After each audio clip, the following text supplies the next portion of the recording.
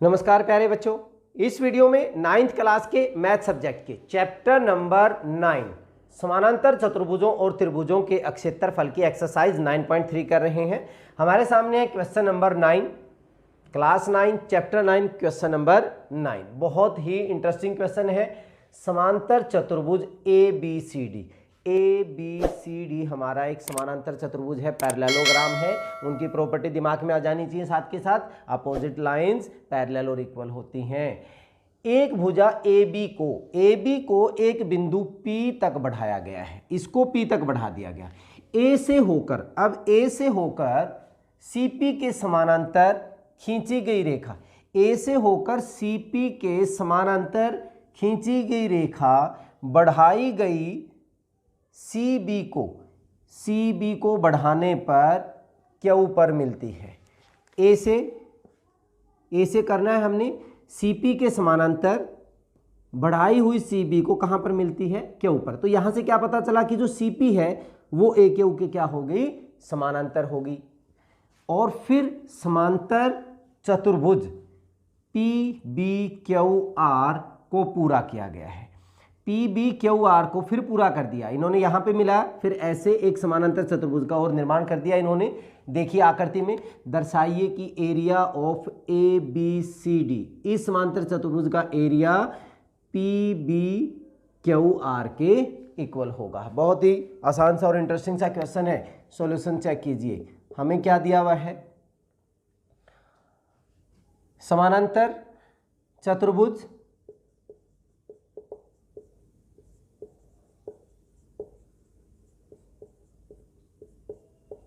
ABCD व PBQR।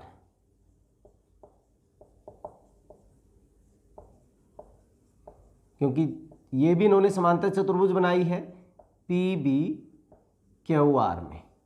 इन्होंने क्या कहा कि A से CP के समानांतर एक रेखा खींची गई थी, तो इसका मतलब CP समानांतर क्या हो गया?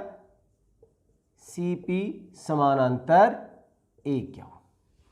ठीक है, अब ध्यान दीजिए, अगर मैं ये दो त्रिभुजें लेता हूं AQC और AQP, ये दोनों सेम आधार पर हैं, सेम बेस AQ पर, और दो समानांतर रेखाओं के बीच में स्थित है, तो इसका एरिया इसके एरिया के क्या होगा? इक्वल होगा। Area triangle AQC is equal to area AQP। कारण क्या बताया? दो समानांतर रेखाओं, समान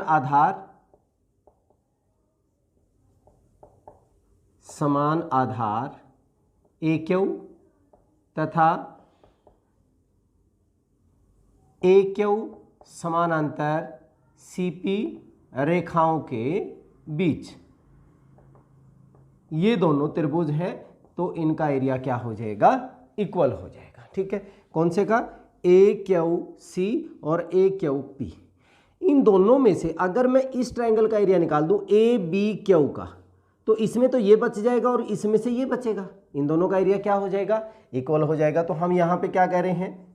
area of AQC minus ABP का एरिया मैंने माइनस कर दिया, एरिया ऑफ ABQ।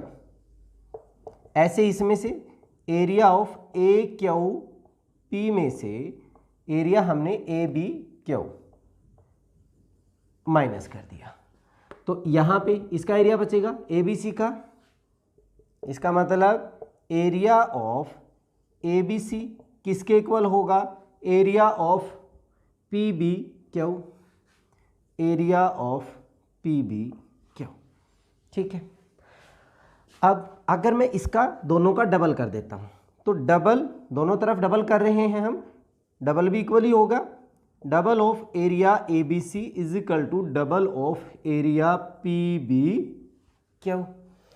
अब double of area ABC triangle का डबल अगर हम कर देंगे, ये हमारे एक समानांतर चतुर्भुज है। समानांतर चतुर्भुज का AC क्या है? विकर्ण है। तो विकर्ण, समानांतर चतुर्भुज का जो विकर्ण होता है वो उसको दो बराबर भागों में बांटता है, तो इसका एरिया इसका एरिया इक्वल होगा।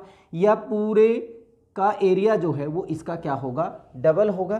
तो यहाँ पे हम लिख सकते हैं 2 of area A B C का क्या लिख सकते हैं हम, area of A B C D is equal to, similarly यहाँ पे पी बी क्यू जो है वो एक समानांतर चतुर्भुज में पी क्यू विकर्ण से बनने वाली त्रिभुज है, तो इसका और इसका एरिया भी इक्वल होगा।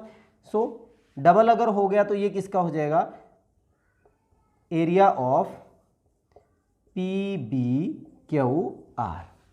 क्यों, हम कारण जरूर देंगे, क्योंकि ए सी ए बी सी डी का विकर्ण है,